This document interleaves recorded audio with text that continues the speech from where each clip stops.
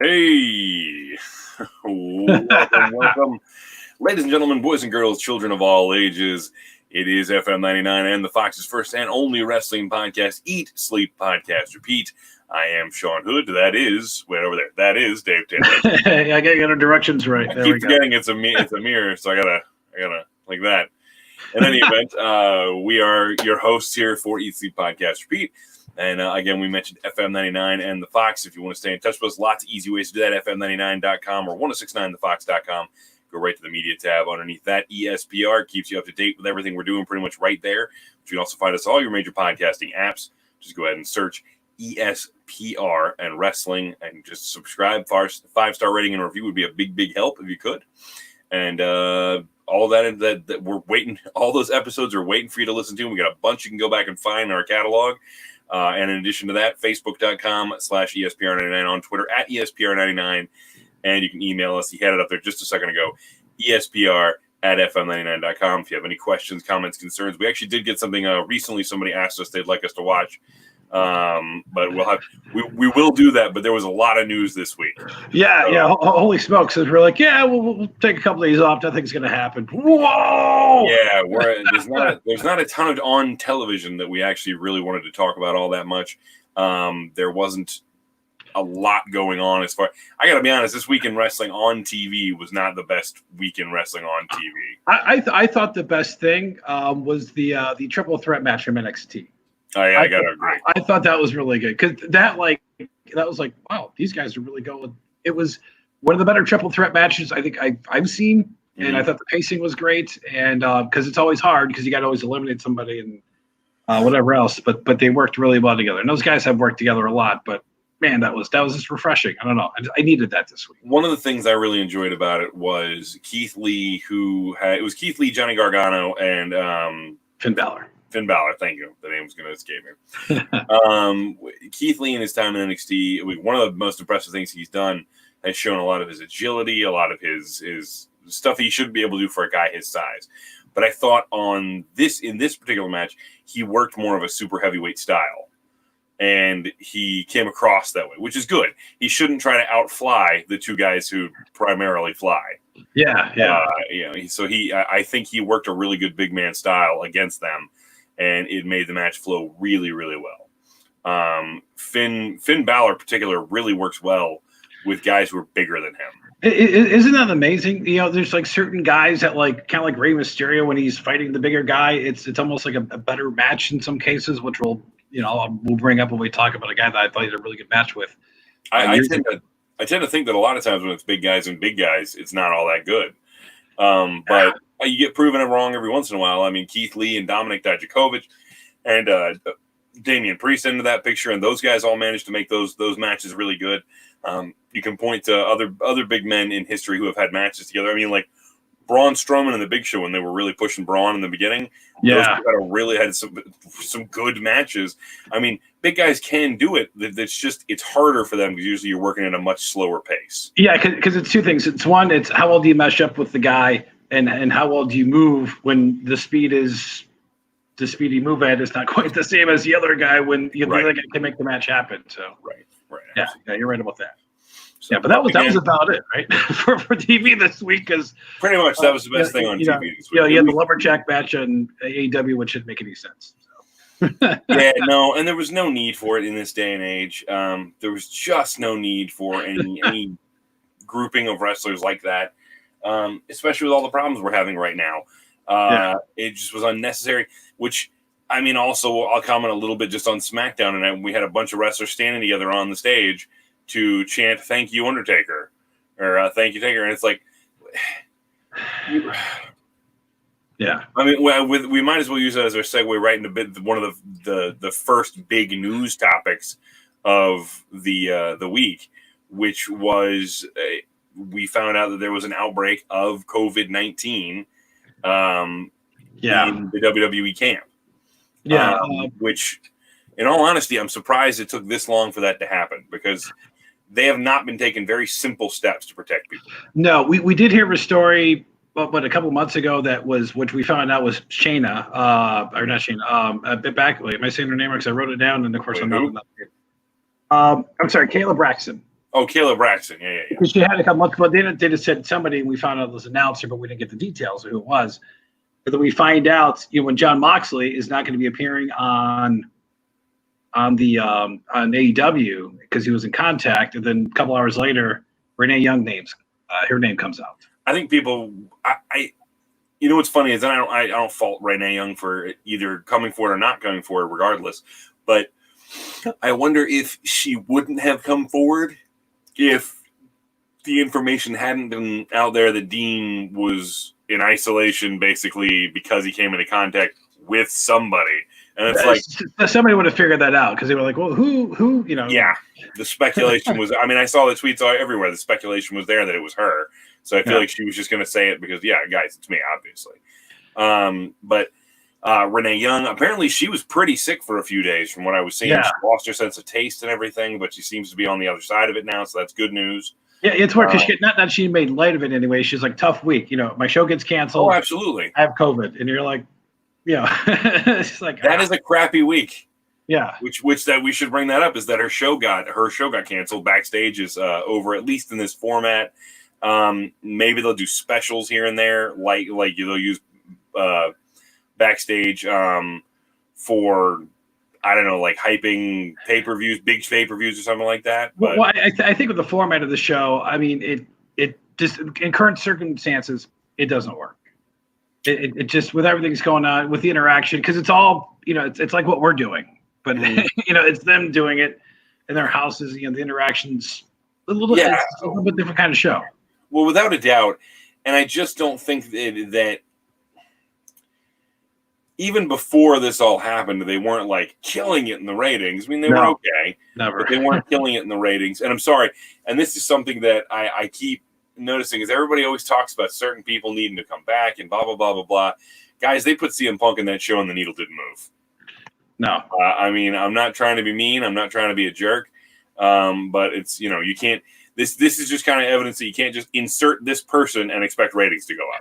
Well, was it part of it? I mean, obviously the headlines were there, and I don't know. Maybe I missed it, but did they promote him on Raw and SmackDown that he was on that show? Did he do segments? Because I know it wasn't WWE necessarily bringing him back. It was more the people at Fox saying, "Well, why don't we get this guy?" I think at least, God, it's hard to remember now, but I want to say at least when he was first joining them, I want to say that they did mention on WWE programming he was going to be on there.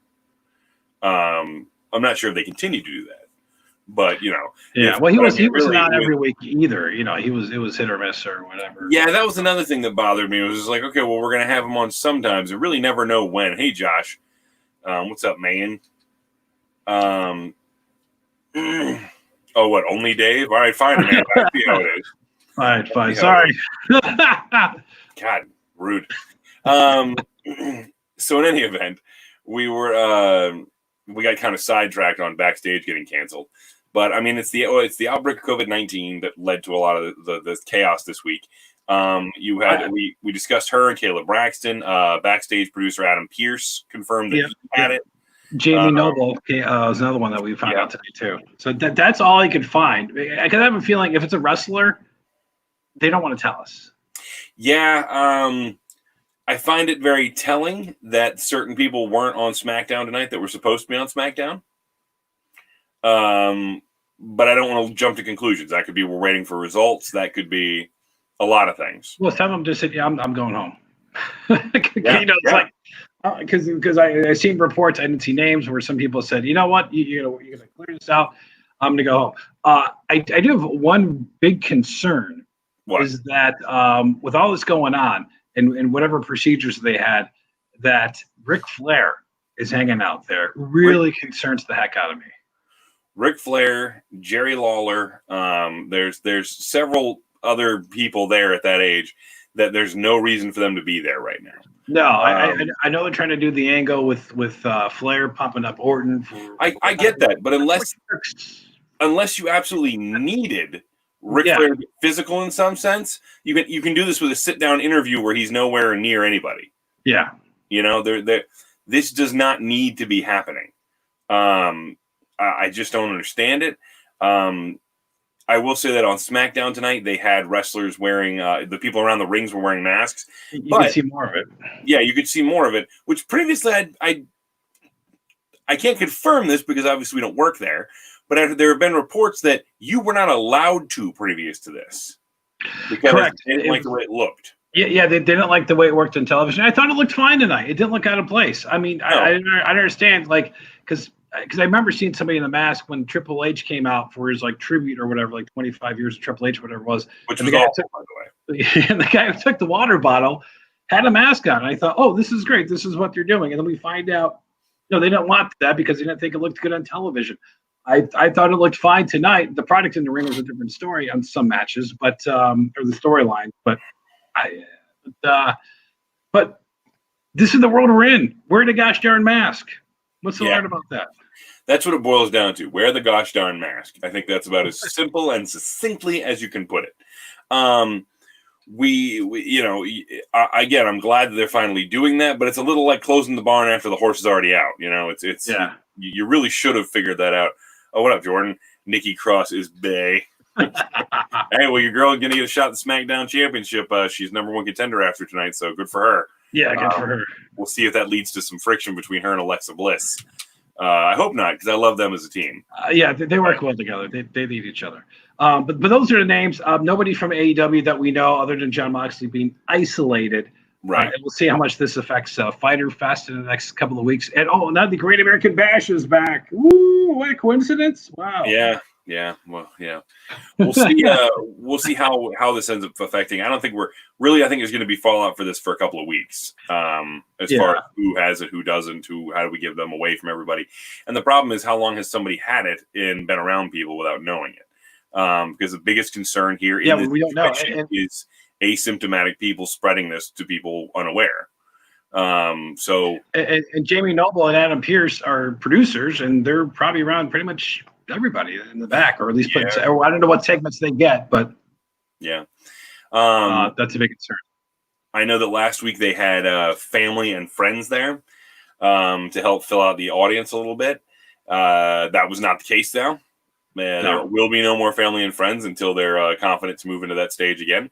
And really, at this point, I think you have to throw that in the air and go, we don't know when that's going to be. That ball is going to stay in the air because we don't know when that's going to happen. Yeah, I was surprised he did it. And then we see what's happening in Florida. It's just like, it's for both, because I think our AEW, didn't they move their operations to Orlando as well? Yeah, both teams are in Florida right now. Probably, I know that. But are AEW in Jacksonville or are they in Florida? I know they've been in Jacksonville, but I'm not sure if they're in Orlando or if they're still based out of Jacksonville. I'm really not sure one way or the other.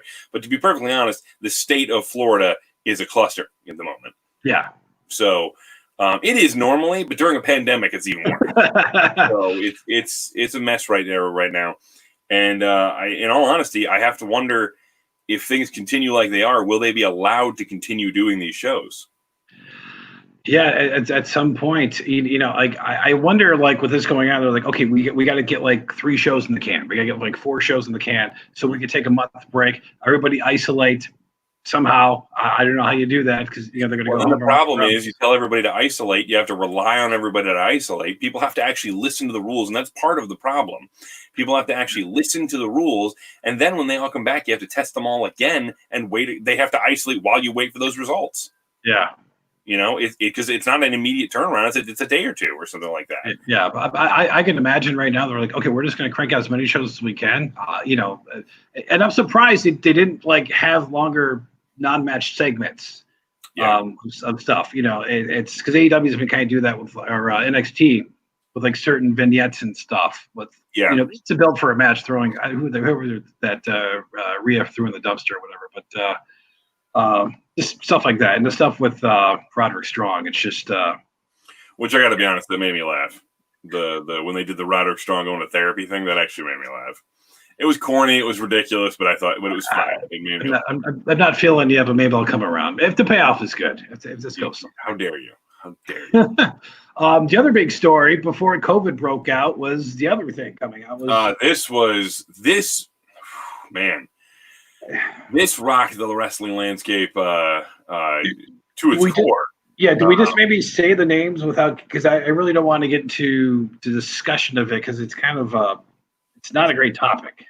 No, it's not a great topic, but I mean, to be perfectly honest, it's something it's a very important issue. It is. It is. For those of you who are unfamiliar, apparently you haven't checked the internet, wrestling internet, in the last week or so. Hashtag speaking out it still is, because I still see them on a daily basis. Yes. A movement where particularly women, but a lot of people have been speaking up about the sexual assault and exploitation and everything else, the misogyny they've been exposed to as a part of the wrestling industry, whether that be from trainers, from other wrestlers, from promoters, unfortunately, it kind of runs the gamut at this point. I think you described it the best way. I think it can. I mean, because we're not going to get the details about what each wrester is facing, but I think you hit the hammer on the head right there. And this is probably, and I don't want to say because of the names involved, but which one I'm going to run through in just a moment, because it affects every organization. Oh yeah, that is running. But how long has this stuff been going on in the business where people don't want to talk, and you think of the Moolah stuff that came out when they're going to name the battle royal after her, and there's the big uproar with that. And who knows what stories. I mean, and now they've come out, and this is it takes a lot of courage for people to do this, and without a doubt. And it's and I'm glad in that sense that they can say this happened, and then it's an action's been taken, because that was always the thing where somebody might say something and they're there's crickets.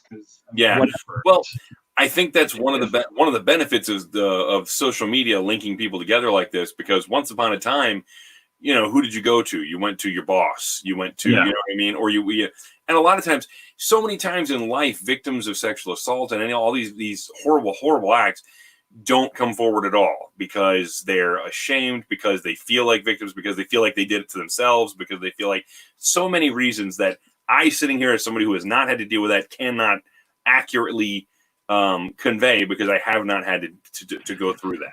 Yeah, because these are people that they work together with, or they travel together, or maybe it's a fan situation with Joey Ryan. Joey Ryan, bar. What is it? Bar wrestling or something like that is done. Yeah, that's gone. He's done. I mean, he's gone. He's gone from Impact, along with Dave Chris and Michael Elgin. But Joey in that situation, Joey Ryan was one of the biggest names to come out of that whole thing, and it's weird, because it's one of those things, with the character, a lot of people were going oh, I knew, you could just tell, and I'm like, but the character shouldn't be indicative of that. No, because you can just Venus did whatever, or we've got characters that have nothing to do with that are guilty of this sort of stuff. I mean, you got accusations about Matt Riddle. Yeah, he's being investigated. NXT UK may as well just close and start all over again. Travis Banks, he was released today. Now Legero from NXT, he's gone as well from NXT UK. There are so many people named from the NXT UK roster that at this point, how do you keep making that show? Yeah. I don't even understand at this point. Yeah. Every company has, and I mean this independent, all over the place. Dave Lagana from NWA, he resigned. That's what I was going to say. It's a name that people are extremely familiar with from the promoter side of wrestling, and he got released immediately. People severed ties with him. Was it who cut ties with him immediately? Was that NWA? He was the NWA vice president. Yeah, and it was they just immediately were done with him. And the names just kept coming. In the first 24 hours, we had something like 75 names or something like that. Jimmy Havoc from AEW getting treatment for his issues, and then and I'm gonna mess up the last name, but Sammy Guevara. No, that's right. You got it. Okay. Suspended indefinitely for comments he made about Sasha Banks many years ago, which I don't know how that flew under the radar, or if that was just because of the. The climate was a lot different at the time, but how do you get away with that? I don't know how you get away with something like that, but it just watching all of that go down. Literally from the time I remember waking up that morning and seeing the speaking out hashtag and being like, "What's this?" And then I'm following it, and I'm just like, Yeah, because it was like refresh. Oh, another name popped up, and the refresh, another name. It was horrifying. It was horrifying, and on a smaller scale, you see things like this happen on the independents. You hear about stories here and there, but you didn't hear about how far it went. And I don't think a lot of us wanted to admit how far it went. And a lot of people got the reactions were immediately anger and being defensive because they're names that you're familiar with, and some of them are people's favorite wrestlers or heroes or people they really like, and so their immediate reaction is no, and that doesn't help anybody. Then you see the stories, you see the screenshots. And because I know like there's Velveteen Dream was being investigated, and you're like what's going on here, and then the Ryan stuff was just like, oof. And we're all aware that like text conversations and IMs and this that thing can be faked. We all are aware of that fact. But that being said, I'll go on record saying this right now. The number of people who fake these kind of allegations is so statistically small compared to the ones who are telling the truth. It's I'm not even thinking of that. Yeah. Jack Gallagher. That's he's not a release too. He's one of the first ones gone. Yeah, that was another one. That was another one that you hear and you go, "Oh my God, Jack Gallagher." Gallagher. Yeah. There's so many. I know that. Oh God, from the NXT UK brand, was it Wolfgang or several of them from the Joe Coffey? I think was another one who got named in some of these things. And are you looking for them now? To see I'm going to look it up right now, see if I can find it. Keith Lee even mentioned that he was drugged at one point. That was interesting, to say the least, that Keith Lee was talking about that. And I mean, but that was Keith Lee trying to, make the other victims feel like you didn't have to. You didn't. It happens to both men and women. There's one right here. I'm looking at it. There was one right here I'm looking at that's of Joe Coffey. Joey Coffey, Jordan L. Devlin, Barry Wolfgang. Yeah. That's another one. There was some stuff that came out, against, I think, Cornette, some other ones. I think the Cornette one was like disproven because he wasn't, I think from the story, I don't know if I get it right, was that the guy said it happened in like Ring of whatever federation it was in. And he mentioned the time, and it was at a time that Cornette was not there. Right. So I mean, unless the guy just got the info wrong. Some of these may be proven out as false, but that doesn't mean you shouldn't listen to the people who were talking, because this is very clearly a deep-rooted issue in the pro wrestling scene. Yes. So let me tell you, this year is such a transformative year for wrestling as a whole, due to the pandemic and due to this speaking out movement, that whatever wrestling is in 2021, 2022, it is not going to be the same thing it was before. No, and it's evolved a lot of ways. I mean, because remember, we're like, we have the Divas, and it was like, hey, it's a bra and panties match. You think of like WWE re-showing all these old pay-per-views, and I'm like, well, I'm wondering when they re-show like WrestleMania 21, like, are they cutting out, the or whatever WrestleMania had, the Tori Wilson bra and panties match? It's like, it's almost like, it's embarrassing. I mean, it was, like then it's kind of like, this is what the product is. It's like, And then now, when they show these old pay-per-views, it's like, okay, well, they're going to conveniently edit that out. Yeah, it's funny because people will say, oh, well, it was a different time and this, that, and the other thing. And they talk about a lot of stuff. Hey, what's up, Bran? Thanks for watching, Bran. Poor Horseman, buddy. I'm trying to get the camera for him. It was a different time in wrestling, but that doesn't, I don't care what time it was never okay. For any of this to be happening. So the speaking out movement has not finished, and I recommend that even if you're skeptical of whatever is going on, even if you're skeptical, just the best advice I can give you is don't react. Just wait and see what happens. Because jumping out and trying to defend people who may in fact end up being proven guilty of these things, or maybe not by court of law, but just the evidence being such that these guys are getting released, it may not be the best look. So just let the dust settle and figure out, then what happens. But just, you've got to be. I got to tell you, some of the names that came out really bothered me because I was a big fan. Many years ago, and you mentioned this, it was before WrestleMania 10 when Jerry Lawler was feuding with Bret Hart and everything, and it was going to be the Survivor Series with Jerry and his Knights taking on the Hart family, and allegations came out against him, which were later proven wrong. Right. But he was, but they said, we're done, and then until once everything got worked out, and then he came back after WrestleMania 10. But I will say then, with that coming up, that at least the organizations are taking this, have always taken it seriously. Apparently, when allegations come out, because that came out 25 years ago, right? And they took steps then, and then now it's like, whew. I will say that one company that has been kind of disappointing in their reaction to everything has been AEW, a company that, I don't know, they kind of pride themselves on being so progressive and forward thinking and this, that, and the other thing, and they have been very quiet about this. The Jimmy Havoc thing, the only thing they mention there is his substance abuse, really, and that he's going to go get help with that. And Sammy Guevara, they had no option. That wasn't necessarily the same thing as some of the other guys were getting accused of. No, but that was just the back coming out back. there in front, and Sammy didn't deny it, so it was they had to do something about it. They had audio of him saying it. Just... Oh, let's not pretend that hasn't stopped people in the world from denying things before. But it's.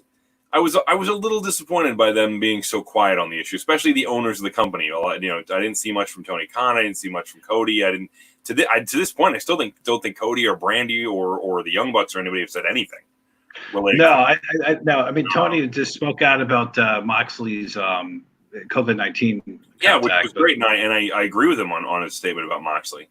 But it's interesting that none of them had anything to say. Meanwhile, we've got guys like Big E and Dave Bautista and guys like that speaking out and really supporting the speaking out movement, and people. I think I saw something from Dave Bautista, but I know for a fact I saw Big E really backing them up and supporting people. And so that's, I don't know. It's again a huge thing. This is one of those times where Dave and I in our position are so on the outside of all that stuff that's going on right now. We can't accuse anything. We can't, there's no point in speculating on what people did, what they didn't do. It's just the only thing we can do is acknowledge. All we can do is acknowledge what a huge effect it's going to have on wrestling as a whole. Yeah. That's the part I kind of want to discuss. It's gonna, because we don't know. We don't travel. We've been to shows. We've been backstage. And the independent shows where it's a different scene. And it does seem that like any of the women or men, sometimes usually they're couples that are together. I don't know, in some of these situations, because there does seem to be a lot of wrestling couples now than I can ever remember in the business. Well, I think a lot of that's due to, again, because they're together all the time. Well, they're together all the time, and I think a lot of it has to do with the connectivity we have with other people now. And this again goes back to the speaking out movement. I brought up before how a lot of victims never come forward, and it helps when you feel like you are not alone. It makes you feel like you're not crazy. It makes you feel like you didn't do this to yourself. Somebody else. You're not alone in what happened to you, and you feel like you have somebody on your side who understands. And so I feel like social media made it so that people like that could find each other much easier, so that movements like this could happen. So this could have been going on for a very long time, but just now we've reached a point in our culture where we're A, standing up to things like this out in the open, and B, we have the ability to reach out to people so quickly and easily over the internet. This is like when the Me Too movement came out. Yeah. And I think it was like, it took somebody with a lot of courage to say, this happened. And then everybody else was like, okay, now I can tell my story. Right. And then a lot of people start. I think that's what happened here, because it's Agreed. I have those things. You're seeing so many pairings up in wrestling right now, even across separate companies. There's numerous people who are not working for the same companies and are together. I mean, Renee Young and John Moxley. Granted, they were when they.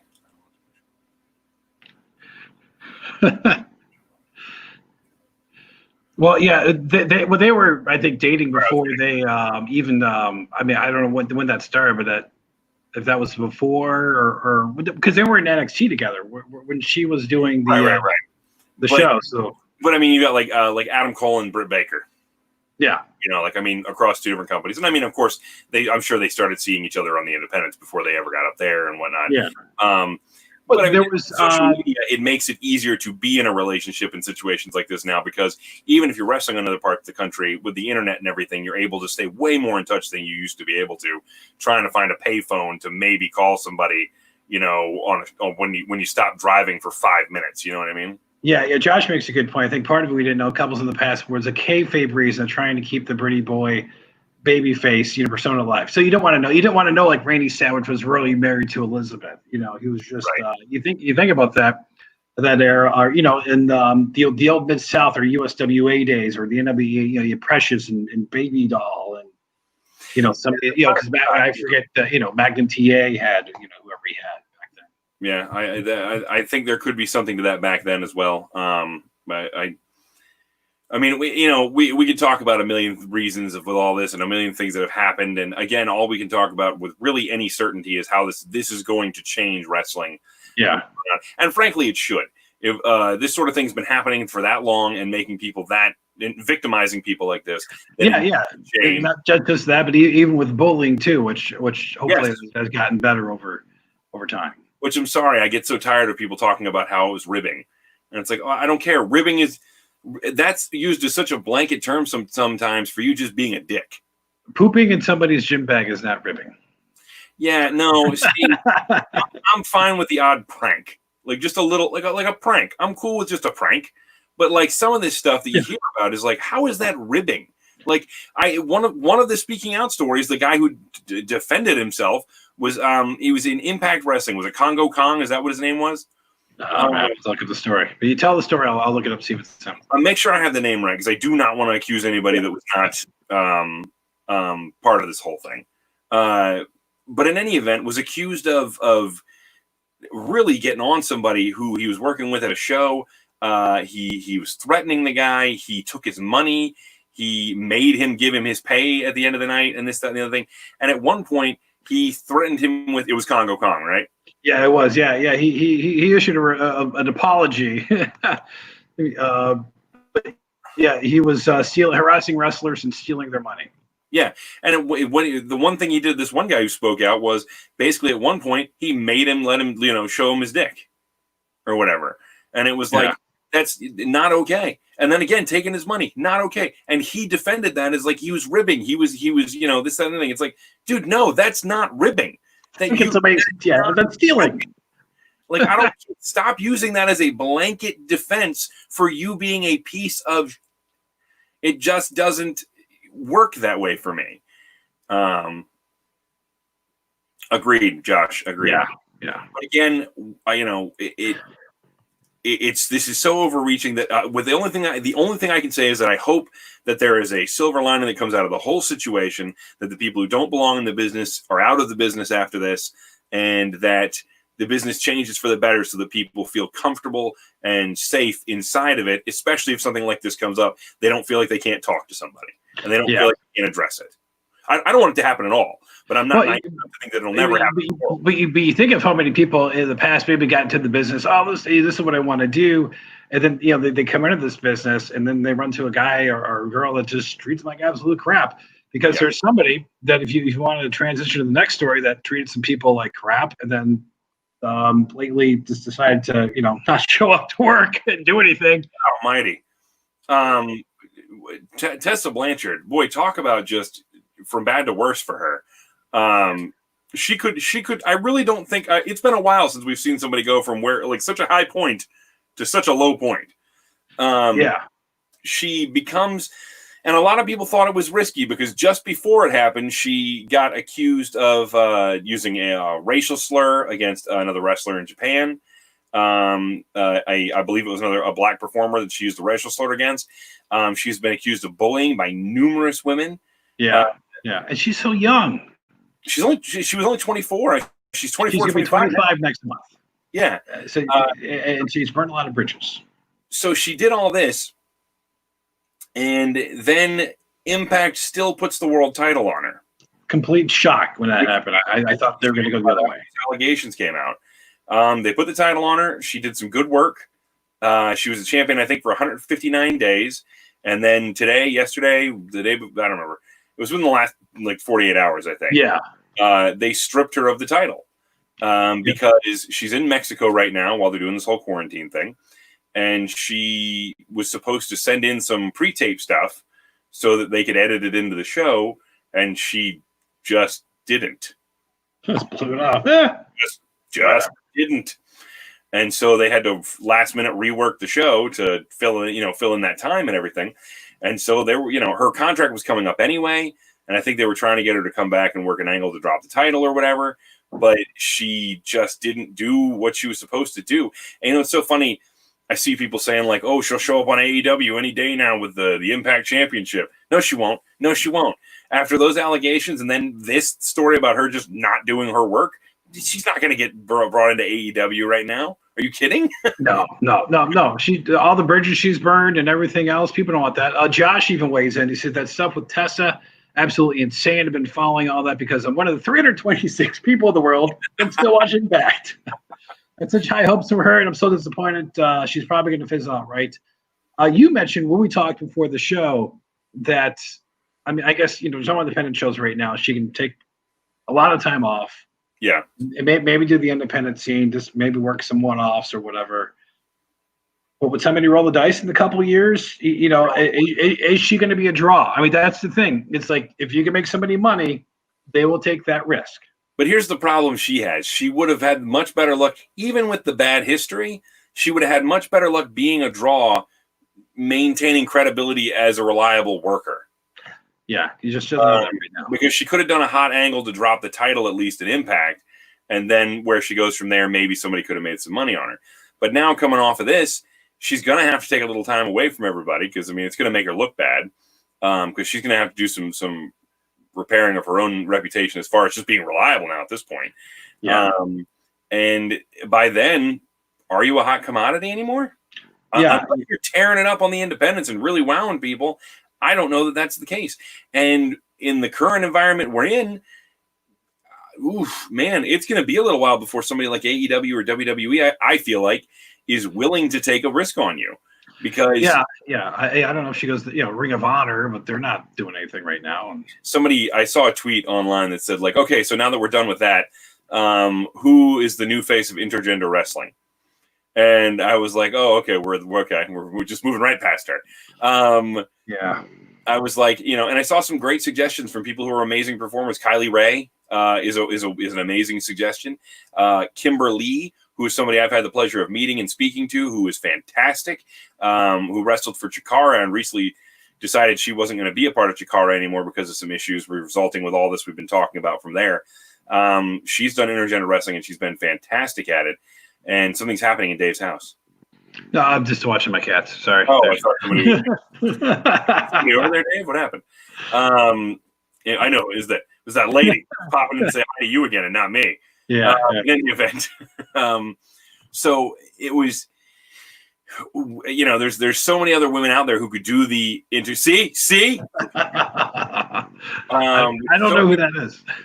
Well, thanks, Amanda. Dave with the mystery women coming to say hi. Josh, if you're still listening, say hi to me. In any event. So she gone. In any event, she's done. And the problem is that there's other extremely talented women who can do what she does. And so it's not like, and to be perfectly honest, WWE is never going to be big on intergender wrestling.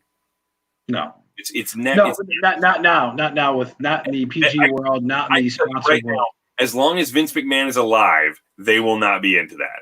No, let's go back to the mixed tags. It's just not going to happen. Yeah. The fact that he'll take women's wrestling as seriously as he will sometimes is a miracle in and of itself. And I think he has to be dragged kicking and screaming there sometimes. Yeah. But speaking of women's wrestling, Charlotte Flair looks like she's going to be out a long time. At first, it was rumored maybe she'd be out a little bit and be back in time for SummerSlam. Now it's looking like that may actually end up being, we're talking Royal Rumble time, Jack. What is it? And I've seen conflicting reports where it's like it was kind of more like a surgery, elective surgery, some kind. And then she was just going to take some time off because. Yeah, I saw that too. I saw it was a surgery that needed to happen. She needed to get it done. She's apparently what she's needed to for a little while. So she's going to take the time to get it done. And then on top of that, I heard the same thing, that she was going to take some time off. I heard that she was open to coming back ahead before, the Royal Rumble if a good storyline presented itself, but that she's perfectly happy not coming back until the Royal Rumble. Well, because you got to think, I mean, whether the surgery is, because obviously she got to get tested and whatever else, and she may have to isolate for the surgery, and then whatever it is, she can heal up and then do whatever. I think maybe also trying to hope that if she can hold out long enough, that maybe all of this will have passed by the time she's ready to come back. Yeah, her father defended her because he was getting tired of people complaining about Charlotte, the push and everything else. I will say this: she's probably the best female wrestler. I'm a huge Becky Lynch fan. That's my go-to female star. See, we don't have her right now. I'm gonna argue that she's the best, but she's damn sure one of the best. She puts on the best matches, most of the time. Right. I mean, there's consistency that she has that make that I want to watch her match, because it's usually going to be pretty good. And I know people, rag on her because the booking or whatever else, because she wins too much. Yeah, she did lose on Monday. Without a doubt. And I was like, the Roman Reigns or John Cena problem. Here's the thing, like with these, we need to appreciate what we have with these stars, and that always frustrates me, because there's gonna be time. And John came back, put on some great match with AJ Styles, Roman. Ups and downs, depending on who the opponent was, or maybe the motivation of the opponent. He's had some really good matches. Yeah, Charlotte, consistent and stuff. It's where people would dog and Becky towards the end of her reign and stuff, and it was just appreciate this now. Fantastic matches, and yes, in a lot of cases, she's had really good dancing partners. But she's had fantastic matches. Yeah. Now, I would just, on a personal basis, take exception to the idea that she's the best wrestler they have in the women's division. I think that's Daddy talking. I think that's Io Shirai. But in any event, I feel like right now is a weird time for her to be gone, because there is not a lot exciting happening. So maybe it's perfect timing in her eyes, because she's like, man, this kind of sucks. Like, I should get out of here for a little while. Well, that's what I thought, because some people were ragging, how could Becky get pregnant at a time like this? I think the timing's perfect, because of everything that's going on. Step away where you don't have fans, and to be perfectly honest, how could Becky get pregnant at a time like this? Well, kiss my ass and kiss hers too. Who cares? Exactly. She can get pregnant whenever the hell she pleases. Exactly, but there's people who are like, well, it's like, I mean, maybe they want Ronda to get pregnant first. I don't know. I'm so sorry that they aren't getting pregnant according to somebody else's clock, but it is what it is. Yeah. Charlotte will go. She'll get her surgery done. I think that in the long run, this will be good for her. Maybe the scene will change a little bit. Well, I don't know, because there's not free agents floating around, but there might be some new. No, but you might get one or two NXT call-ups. They might have. I don't know what's going on with Shayna. She's been gone forever. I think she's gone until they figure out when they need her. Yeah, but see, that's silly to me. First of all, it was dumb she lost when she challenged for the women's title, but then I didn't like that she lost Money in the Bank. And then she's been gone. She's just been gone. And it's been driving me a little nuts, because I'm like, she is such a bona fide badass. Yeah. Who, man, let me tell you, if you wanted to have a returning hero beat somebody, Shayna'd be the person to have them beat. Why not have her put Charlotte on the shelf instead of Nia, who, I'm sorry, is not going to be leading the division? No. Why not have Shayna put her on the shelf, so that when Charlotte finally comes back at the 2021 Royal Rumble, she can go after Shayna? Yeah, because they never had that match. He's like, this is a little payback for limiting me at the Rumble. There's she's still in your title match, obviously, but yeah. So tonight's SmackDown was a big tribute to a guy that I guess maybe he's retired. I would have said it's possible right up until King Corbin came out and started running his mouth. When that happened, it's like, are we really going to get one more match of this? And of all people, why him? Yeah, unless he's going to come out and tombstone him. Look, I'm not trying to knock Corbin. I think Corbin is more talented than people give him credit for. I think he's saddled with a terrible gimmick. And I think he's been in terrible storylines, and most of that is not his fault. I just feel like he gets stuck a lot of the times with this crap. Yeah. And I think he has tried really hard to carry through a lot of that stuff. But as far as if Undertaker is going to wrestle one more, Undertaker said in the documentary so many times that you're always chasing that last match and you want it to be a good one and you want to go out on the right note, because if you don't, then you're stuck. Now I have to find that good match to go out on. I can't go out on that last terrible one. And, he got about as best of as good of a performance and a reception out of that Boneyard match with AJ Styles as he could have hoped for. Yeah, and he brought back, the American Badass character. I thought it was fitting. It brought everything full circle and then some. With the symbol and all that stuff coming back. It's like, hey, what a great way to go out. Stop having these potentially embarrassing moments, which may not be his fault or his opponent's fault, or just the Goldberg night was just a bad night by everybody. Leave it alone. This is great. Don't come back. Yeah, I agree with you. This is out of respect. This is not like of anything else. It's like, you had a great career. Leave this mark. He literally rode off on the motorcycle at the end, and I'm like, okay, good. Right off on the motorcycle in the sunset, and that's it. The end. We're done. Because he's openly said that when he finally goes, it's not going to be some big goodbye speech and some huge thing on television and blah, blah. That's not what he wants. I think that this would be the best way for him to go out. Yeah, now, and the documentary. He'll never show up and choke slam somebody again? No.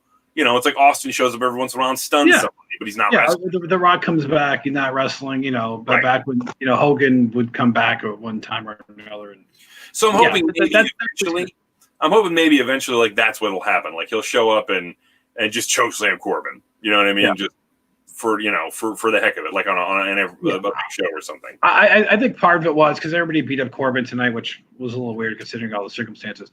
But maybe it was just that, getting the revenge because Taker's not here, so we're going to do this for Taker or whatever. Maybe, yeah, without a doubt. But I'm just like, I'm hoping that it's not leading to a match, because that would be so pointless. Yeah. As for why, if Taker's really retired, if he is, I'm happy for him, because I think he's leaving at the right time. My thing is, if he was going to leave before, it should have been after his second match. Well, technically his third match with Triple H at WrestleMania. I say third because they wrestled at WrestleMania 17. Yeah, 17, and then and then the two after the Shawn Michaels ones. Right, 27 and 28. Yeah. Yeah. So looking at his long career, what are your like I got your list of favorite matches here. So. That's for watching people. So the Shawn Michaels one, that's pretty obvious. Yeah, it's the greatest wrestling match ever. Probably easily near the top of the list, if not for Mania matches all time. Absolutely. It's just so well done. Incredible. Shock there, it's got two of the all-time greatest in the ring together. But that but that's the case for the second match as well, which is him versus Kurt Angle at No Way Out 2006. I'm trying to remember that match because I've seen it, but I'm trying to. Are you trying to think of your head? how that one went down? But because I was trying to remember, like, did he fight Kurt Angle? Then you mentioned, I was like, oh yeah, and then. Oh yeah. He did. Well, they only fought Cena like that one time, or they never headlined together. So it's really strange. Well, it's torn because he had another match with Kurt Angle that I really enjoyed as well, but that was actually his triple threat. With I think it was Kurt Angle and The Rock. Is that what it was?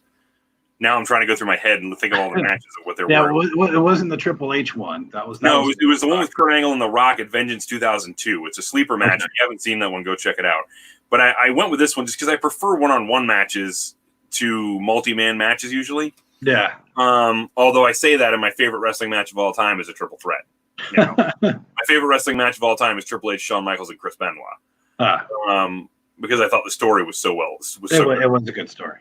But in any event, Taker loses the match, but it's so good.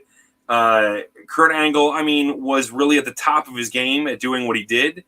And these two guys who neither of them were young, but neither of them were old necessarily. Yeah. The pace had the match had an intense pace that never really let up. Yeah. And it was just, God, it was good. If you go look at Kurt Angle in his prime and The Undertaker, maybe not at his physical prime, but at his, I would say probably one of the points of his career where he was doing some of his best work because he knew he still had gas left in the tank, without a doubt. But he was also so good at this point at picking spots and knowing what he could do and knowing what went where. It was just, it's so well done. Yeah, it was. And then you had the Brock Lesnar No Mercy from 2002, early Brock, which is a completely different Brock. Do you guys remember this match? Do you remember this one, Dave? Man, I'm trying to remember. I remember Brock from that era was a completely different speed and specimen than what. Oh my God, he was still brutal, which he never really lost that. You know what I mean? Yeah. But it was back then. There was a level of intensity that just never let up. He came in there and was just a freak of nature. And it's a Hell in a Cell match, and I'm actually pretty critical of a lot of Hell in a Cell matches. I think most of them aren't very good. They're just hidden by a lot of flash. You know what I mean? Yeah, well, because of the pacing. By the way, we purposely did not put the Mick Foley match on here because we went with other choices. Much.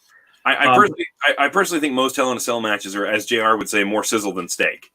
Because it's the gimmick itself, and then it's what happens. And sometimes like the pacing is just like, come on, you know. This match was so good though because it was violent, which it needed to be with the feud between these two guys. And man, Brock was just a freak of another kind in this match.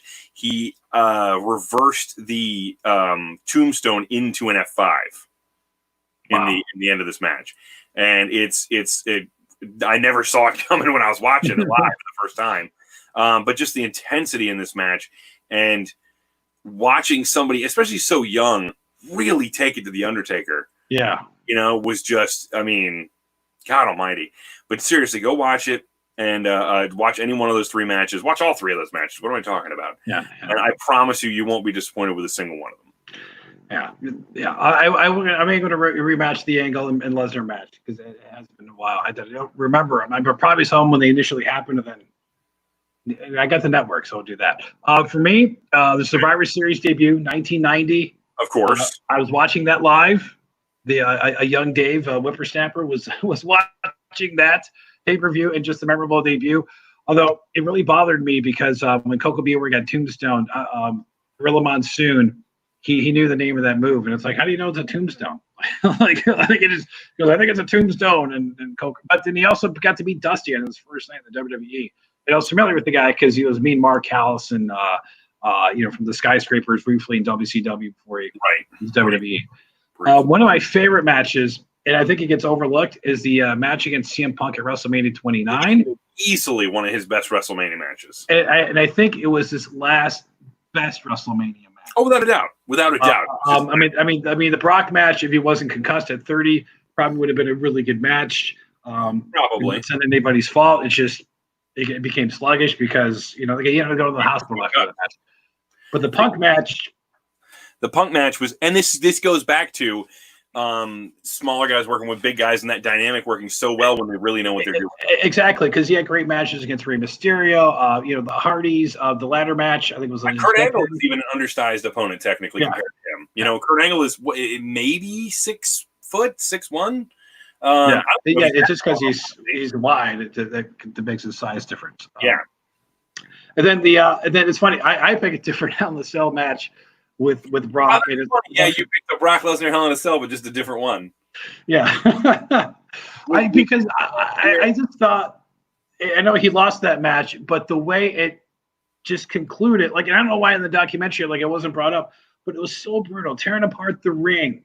The F5 on that. And just the battle was just it was so physical. And it was like to see him take that kind of match. And obviously the respect he has for Braun. Brock, yeah. This says a lot right there for the Undertaker and just for that match to be what it was. So I enjoyed those three. So I purposely tried to pick different ones. I didn't want to go through WrestleMania one with Michaels because it was an obvious choice. And it's a classic. And going back, it's just like you could have chose the rematch because the rematch was just as damn good. It was really effing good. To me, the rematch in some ways, while I technically prefer the first one because it was the first one in that grouping, the second one somehow they go out there and they manage to have just as exciting of a match the second time around. And to me, that's almost more impressive. I almost picked that one because that's almost more impressive to me because we've already seen this match literally just last year.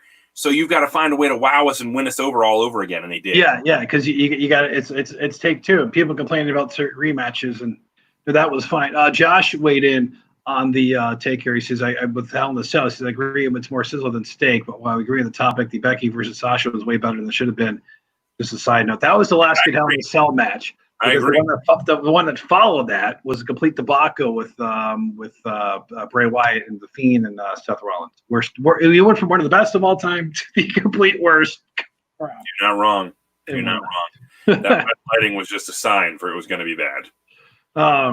I hope Taker's done after all this, but go back, watch some matches, relive some good stuff. If you haven't seen the story on the network, it is worth watching. God, I can't recommend that documentary enough. Yeah. I got a little choked up at the end there when he was wrapping up his career. All 5 parts, man. Go watch it. It's worth watching. And just a side note, real quick, I'm going to throw this out there. There's a lot of talk about like these hype pieces they make for the matches, the promo pieces they make for the matches before, you see them on the preview shows or the pre-shows before all the pay-per-views and right before the matches air usually on a pay-per-view. And there's a lot of talk saying that the one with the Rock and Austin from WrestleMania, is it 19? Is it the one? The last one was 19. That was the last match. Yeah. Is that the one with Limp Bizkit? Unfortunately, I think so. Yes. The one where maybe it's not that one then. Maybe it's back. 17 when maybe it's 17 when Austin becomes the one when Austin turns heel. Is that 17? That's 17. Okay. Yeah. Then it's WrestleMania 17. It's the hype video for that with Austin and Rock. People say it's My Way or the Highway. Right. People say and it's a great video package. Don't get me wrong. It's an amazing video package. But for my money, The Undertaker has a superior video package. And it's the one that leads up to his rematch with Shawn Michaels at WrestleMania 26. Because the music is so perfect, the storytelling in the promo is so perfect, and it's done so incredibly well. There's that whole thing where he says, "I'm throwing down the gauntlet, Undertaker, one more time, blah, blah, blah, blah, blah." And the Undertaker says no, and Shawn is dejected, and he has to find a way to get back in that match. Yeah. And it is such a well done promo video, hype video, that I can go back and watch it now and still get chills watching it. To me, that one is superior to the Austin Rock one, which people will get mad at me for. They're both good, that match needed that for Taker Michaels because like, we're getting this rematch, which we've had other media rematches, but yeah, holy crap! Which then set the stage for an amazing similar thing with Triple H when Taker wanted a rematch with Triple H, and Triple H was the one that said no. It was kind of a flip on that story. So it was just, oh God, it was so good. Go watch it. The hype video for their match at WrestleMania 26. Go watch it. We're in the final 2 minutes here, so I feel like we got to wrap this up. Yeah. So next week, we'll have to pick a night because we got Fighter Fest and the Great American Bash. Who knew? I know. So we'll see. There'll be a lot to talk about next week. Fighter Fest, the Great American Bash, more fallout from this COVID-19 issue circulating through the rosters at the moment, and we'll keep an eye on the speaking out thing and see what happens in relation to all that as well. Lots to follow on wrestling, so make sure you stay up to date with us as well. Stay in touch with us. All the easiest ways: search ESPR Wrestling. Find us everywhere on all your major podcasting apps, and of course, Facebook.com/ESPR99, on the Twitter @ESPR99, or email us ESPR@FM99.com. Stay in touch with us, 1069thefox.com and FM99.com under the media tab to find all our episodes as well. Stay in touch with us. We want to hear from you guys. And until next week, remember to eat, sleep, podcast, and repeat. Thanks for watching, everybody.